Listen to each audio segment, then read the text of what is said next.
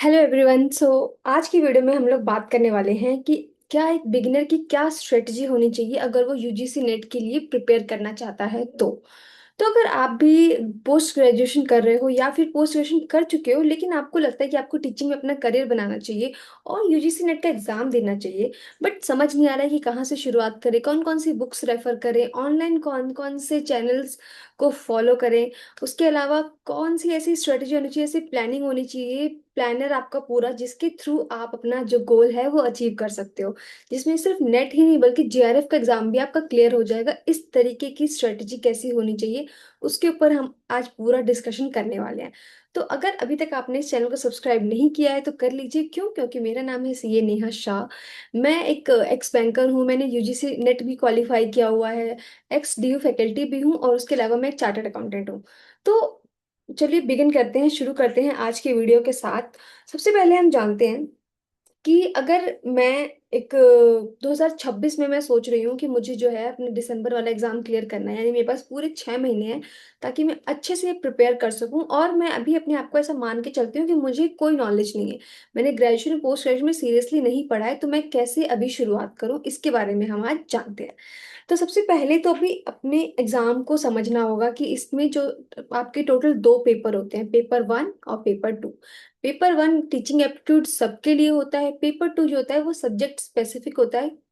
यानी अगर हम कॉमर्स की बात कर रहे हैं, क्योंकि मैं कॉमर्स पढ़ाती हूँ, तो हम कॉमर्स की बात करें तो इसमें कॉमर्स के ऑडिटिंग अकाउंटिंग ये सारी चीज़ें आएंगी जो कि अभी मैं आपको दिखाऊंगी। तो ये चीज़ें हैं। पेपर वन 50 मार्क्स का हो गया, पेपर टू जो है 50 क्वेश्चंस होते हैं, पेपर टू में 100 क्वेश्चंस होते हैं। यहाँ पे जो है इसको क्वेश्चन ठीक करना होगा, ये 100 क्वेश्चंस होते हैं और टोटल 300 मार्क्स होगा, यानी हर एक क्वेश्चन 2 नंबर का होता है। ठीक है, नेगेटिव मार्किंग नहीं होती है, बहुत अच्छी बात है कि चलो नेगेटिव मार्किंग की तो टेंशन नहीं है। अब बात करते हैं, देखो पेपर वन और पेपर टू में, क्योंकि पेपर वन सबके लिए कॉमन है। पेपर वन हमारा हमने पहले कभी पढ़ा भी नहीं है, तो हम पेपर वन को क्या करते हैं, बहुत सीरियसली नहीं लेते हैं। बट क्योंकि पेपर वन जो है हमारा वो 30% वेटेज रखता है। पेपर वन में आप देखोगे तो कुछ चीजें ही कवर करके आपका अच्छा खासा स्कोर हो सकता है, तो पेपर वन को इग्नोर नहीं करना है।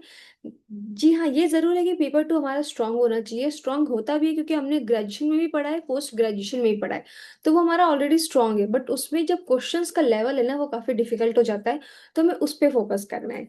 तो चलिए हम देखते हैं। और मैं ये बता दूं कि मैंने कौन कौन सी स्ट्रेटजी फॉलो करी थी, मैंने कौन कौन सी बुक्स फॉलो करी थी, इस पे भी हम आज डिस्कशन कर लेंगे। तो जो मैंने बुक्स फॉलो करी थी ना, मैं एक बार आपको दिखा देती हूँ।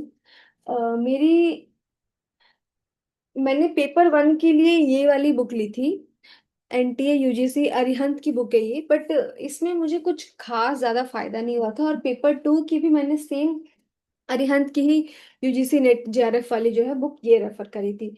हाँ, इसमें सारा वैसे एंटायर सिलेबस कवर है, बट क्योंकि कुछ चीज़ें डिफिकल्ट होती है, कुछ चीज़ों में आपको ज़्यादा डिटेल में जाना होता है, तो जैसे बिजनेस इकोनॉमिक्स था, बिजनेस इकोनॉमिक्स में मैंने ये वाली बुक रेफर करी थी डॉक्टर दीपाश्री की, ये काफ़ी सही बुक थी। और इसमें अब इकोनॉमिक्स मेरा भी थोड़ा वीक था, तो मुझे इस पे ज़्यादा अच्छे से अपने कॉन्सेप्ट को क्लियर करना था। तो ये हो गई बात हमारी कि मैंने कौन कौन से बुक्स रेफर करी थी। अब हम बात करते हैं, हमने सिलेबस देख लिया क्या क्या होने वाला है, हमने बुक्स देख ली कि मैंने कौन कौन से रेफर करी थी। अभी की मैं अगर बात करूँ ना तो आपको ऑनलाइन सारा मटेरियल अवेलेबल है, तो अगर आप बुक्स नहीं भी खरीदोगे तो चलेगा। बट अगर आपको फिजिकल बुक से पढ़ने का बहुत शौक है और आपको चाहिए कि मुझे ऑनलाइन रेफर नहीं करना है, तो आप उन्हीं नोट्स का जो है प्रिंट भी करवा सकते हो, या फिर आप ये बुक्स रेफर कर सकते हो। ये बुक्स भी काफ़ी सही निकली थी। ठीक है, पेपर वन हो गया, पेपर टू हो गया। अब देखो, क्योंकि हम जितना बड़ा ये सिलेबस है ना, अगर आप सोचो आपने 3 साल ग्रेजुएशन में जो पढ़ा, 2 साल पोस्ट ग्रेजुएशन में जो पढ़ा, यानी पूरे 5 साल जो पढ़ा है वो आप 6 महीने में कैसे पढ़ लोगे। तो ये चीज जरूरी नहीं है कि आप पूरा का पूरा सिलेबस कवर करने बैठो, बल्कि जरूरी ये है कि जो 80-20 रूल फॉलो करना है। 80-20 रूल क्या कहता है कि जो 20% सिलेबस है ना उसमें से 80 मार्क्स आप स्कोर करते हो। यानी अगर आप वो 20% को अच्छे से स्ट्रॉन्ग कर लोगे तो आपका 80 मार्क्स जो है आराम से आ जाएगा। ये चीज हमें करना है, पेपर वन के लिए भी और पेपर टू के लिए भी। पेपर वन में जैसे टीचिंग एप्टीट्यूड है, रिसर्च एप्टीट्यूड है, इन सबसे बहुत क्वेश्चंस आते हैं। डेटा जो है उससे बहुत ज्यादा क्वेश्चंस आते हैं और एक बार में आपके 10-10 नंबर जो है उसमें कवर हो जाते हैं। तो ये जो चीजें हैं ये हमें बिल्कुल नहीं छोड़नी है। अब हम बात करते हैं पेपर टू के बारे में। पेपर टू के बारे में अगर मैं आपको दिखाती हूँ, पेपर टू में क्या चीज़ है ना कि पेपर टू जो है वो हमारा सब्जेक्ट से रिलेटेड है, इसलिए हम इस पे थोड़ा डिटेल में डिस्कशन करेंगे। पेपर टू में सबसे ज़्यादा जो क्वेश्चंस आते हैं ना वो आते हैं आपके फाइनेंशियल अकाउंटिंग से आते हैं, ऑडिटिंग से आते हैं। उसके अलावा बिजनेस इकोनॉमिक्स, जिसे मैंने जो कि मैंने अभी आपको बुक्स भी दिखाई, उससे बहुत सारे क्वेश्चंस आते हैं।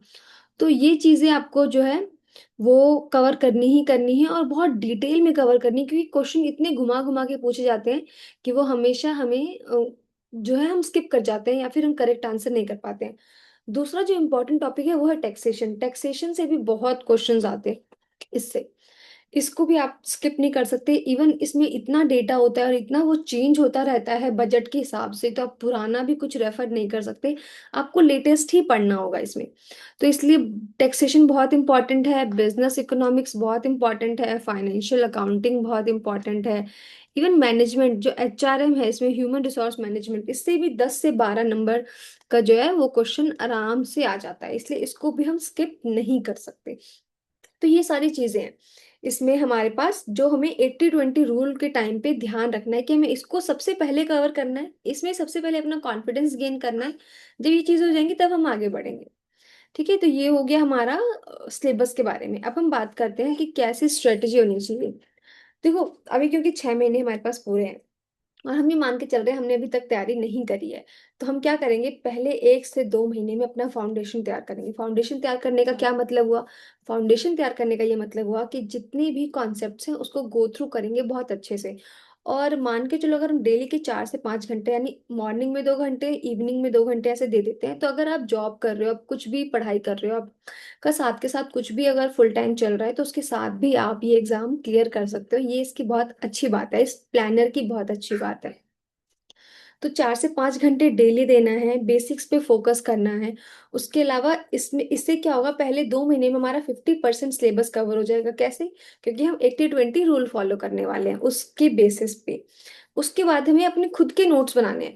मैंने भी अपने खुद के नोट्स बनाए थे और मैं उसके थ्रू ही पढ़ती हूँ, उनके उनको ही मैं रिवाइज करती हूँ, क्योंकि उससे मेरा जो है कॉन्फिडेंस एक अलग लेवल पे आता है। तो हमें खुद के नोट्स बनाने हैं।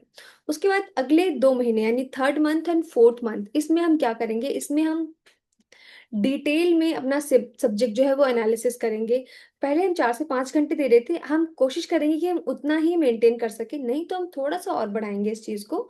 और जो हमारा 50% सिलेबस कंप्लीट नहीं हुआ था उसको कंप्लीट करेंगे, प्लस जो हमने पहले पढ़ा है, पहले 2 महीने में जो हमने पढ़ा है, हम उसको अच्छे से रिवाइज कर लेंगे। तो ये दो चीजें हो जाएंगी हमारे थर्ड से फोर्थ मंथ के बीच में। उसके बाद हम अपने PYQ और MCQs फॉलो करेंगे। ये भी एक बहुत बड़ा डाउट रहता है कि हम पहले PYQ शुरू करें या पहले सिलेबस पे फोकस करें। तो मेरा सजेशन यही रहेगा कि पहले कॉन्सेप्ट्स कंप्लीट करो, फिर previous year question papers attempt करो, उसके बाद अपनी खुद की एक क्या बनाओ, खुद की एक लिस्ट बनाओ कि क्या टॉपिक्स आपको लगते हैं कि ज्यादा इंपॉर्टेंट है, उसको हमें बिल्कुल स्किप नहीं करना है। तो ऐसा करते हुए हम लोग क्या करेंगे, पहले 4 महीने के अंदर हमारा सारा सिलेबस कंप्लीट हो गया, previous year question paper complete हो जाएंगे और मॉक टेस्ट पेपर्स हम दे देंगे। उसके बाद आता है लास्ट के 2 महीने, फिफ्थ मंथ और सिक्स मंथ। फिफ्थ मंथ में हम क्या करने वाले हैं, हम लोग प्रैक्टिस करने वाले हैं। प्रैक्टिस करेंगे सारे के सारे मॉक टेस्ट पेपर, मतलब हम कोशिश करेंगे डेली एक मॉक टेस्ट दें। मॉक टेस्ट देने के साथ क्या होगा, हमारे जितने भी कॉन्सेप्ट हमने पढ़े हैं वो रिवाइज हो जाएंगे, प्लस हमें टाइम पे जो है वो अपना एग्जाम कंप्लीट करने की प्रैक्टिस हो जाएगी। तो ये चीजें हो जाएंगी। 6 मंथ हमारा सिर्फ और सिर्फ किस चीज के लिए रहेगा, रिवीजन के लिए रहेगा। किसके लिए रहेगा? रिवीजन के लिए। और इस तरीके से अगर हम पूरी 6 मंथ को अच्छे से टाइम लगाते हैं, अच्छे से टाइम देते हैं इस चीज को, तो हमारा जो है NTA का जो एग्जाम है, UGC नेट, ये क्लियर हो जाएगा। और अगर आप JRF की भी तैयारी कर रहे हो और आपको लगता है कि नहीं सिर्फ टीचिंग नहीं जाना है, आपको रिसर्च में जाना है और JRF देना है, तो आप इस तरीके से अगर आप फॉलो करोगे तो आपका JRF भी बहुत आराम से हो जाएगा। तो ये हो गया मेरा 6 मंथ्स की प्लानिंग। अब देखो, पेपर वन और पेपर टू के कंपैरिजन की अगर बात कर लेते हैं, क्योंकि पेपर टू जो है वो आपके डोमेन से रिलेटेड है, बट पेपर वन जो है वो रिसर्च एप्टीट्यूड है, सबका कॉमन है। बट इसमें आपको ये ध्यान रखना है कि ये बहुत जनरल क्वेश्चंस होते हैं, आप थोड़ा टाइम भी लगाओगे तो ये चीज आपका कंप्लीट हो जाएगा। तो आई थिंक मैंने सारी चीजें कवर कर ली है जो भी मैंने वीडियो के स्टार्टिंग में बोला था। अगर कुछ भी डाउट है तो आप मुझसे कमेंट सेक्शन में पूछ सकते हैं। वीडियो अच्छी लगी हो तो लाइक कर देना, और मिलती हूँ मैं आपसे अब नेक्स्ट वीडियो में।